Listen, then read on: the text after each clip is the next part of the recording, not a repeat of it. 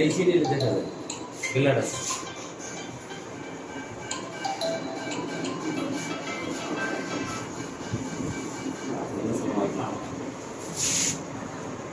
এই মেডিকেলে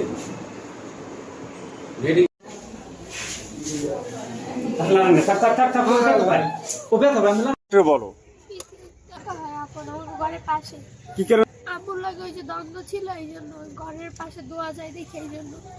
হ্যাঁ, আমি পরীক্ষা দিয়ে আসছি, তারপরে ঝামেলা হয়েছে। তারপর আমার ফোন নিয়ে গেছে, ফোনের ভিতরে 5,000 টাকা ছিল। এই ফোন আনতে গেছি, পরে হাতুড় দিয়ে বাড়ি মারছে। জান খালি আমার কেন্দ্র ছিল তুষখালি হাইতো যে হার মনে হয় ভাঙে গেছে, ভাঙছে, এখন বরিশালে যাইতে বলছে। হ্যাঁ, আমার জমি জমালয় বহুত বিল্ডিং নিয়ে গ্যাঞ্জাম হয়েছে। গ্যাঞ্জাম হওয়ার পরে সেগুলো সমাধান হয়েছে। সমাধান হওয়ার পরে ওই সালিশিদার ওই ইকবাল ভাই গেছে, এরা সমাধান করে দিয়েছে। সমাধান করার পরে এই পর্যন্ত রয়েছে। রওয়ার পরে আমার ঘরের সামনে ওয়ালটা দেখতে গেছে, ওয়াল গাছে। তারপরে কোনো কিছু কই নেই। মেম্বার ছিল, হ্যাঁ, তারপরে ইকবাল ভাই ছিল, সবাই করে দিয়েছে। তারা নিচে বাধা দিয়েছে, ওই ওয়াল এজমালি সম্পত্তিতে কোনো ওয়াল হবে না। সেইখানে ওয়াল করছে। ওয়াল করার পরও তারপর আমি কোনো কথা বলিনি। বলার পর পিছনে পাকরুম, এখন ওই পাকরুমে পাক করতেছে। পাক করার স্বার্থে ওই বিথির আম্মু ওইখানে পাক করতেছে। পাক করার অবস্থায় যাইয়েই আমার বিল্ডিংয়ে ধোঁয়া যায়, হ্যাঁ, এখানে ধোঁয়া যায়, আপনার চুলো মুড়ে বন্ধ করো।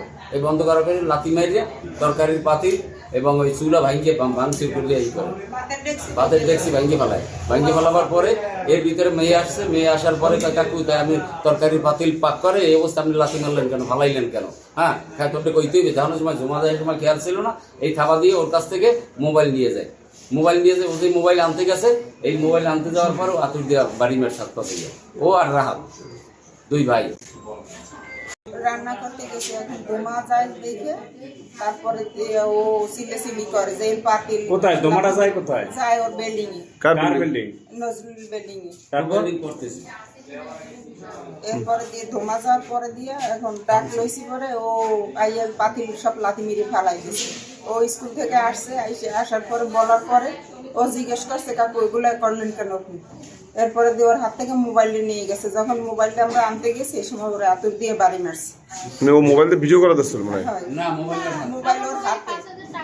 ওর ভাই 5,000 টাকা দিয়েছে, এই দেখাইতেছে আমারে। তখন ওই দিয়ে বাড়ি মারছে আতুর দিয়ে ভিডিও করে, হাত থেকে মোবাইলটা টাইনিয়ে লইয়ে গেছে। আর আমি গেছি মোবাইলটা চাইতে যে মোবাইলটা দে। আচ্ছা, হ্যাঁ, রোগী আমার কাছে এসেছে। ও হচ্ছে এবার এসএসসি পরীক্ষার্থী। আমি ওকে দেখেছি, দেখার পরে ওর হচ্ছে যে জায়গাটা একটা ওপেন ওন্ড আছে। তো ওপেন ওন্ডটা আমি হচ্ছে প্রেশার ব্যান্ডেজ দিয়ে দেন হচ্ছে আমি ওকে ইনভেস্টিগেশনের জন্য পাঠিয়েছি। তো ওখানে পরে দেখার পরে ওর বেটার ম্যানেজমেন্ট আমি হচ্ছে তাকে সরকারি যে আমাদের মেডিকেল শেরেবাংলা মেডিকেল কলেজে রেফার করেছি এবং রোগী রেফারের কাগজ নিয়ে অলরেডি চলে গেছে। আমাদের যে মানে শিওর বলার জন্য আমাদের একজন রেডিওলজিস্টের সাজেশন দরকার, মানে অর্থোপেডিক্স এটার জন্য পাঠানো। কারণ এখানে যে এক্সট্রি ওখানে একটা কোশ্চেন মার্ক আছে, আর এসব ডকুমেন্টে অবশ্যই শিওর হয়ে কথা বলা উচিত। এই জন্য আমি ফর বেটার ইভ্যালুয়েশন শেরেবাংলায় রেফার করেছি।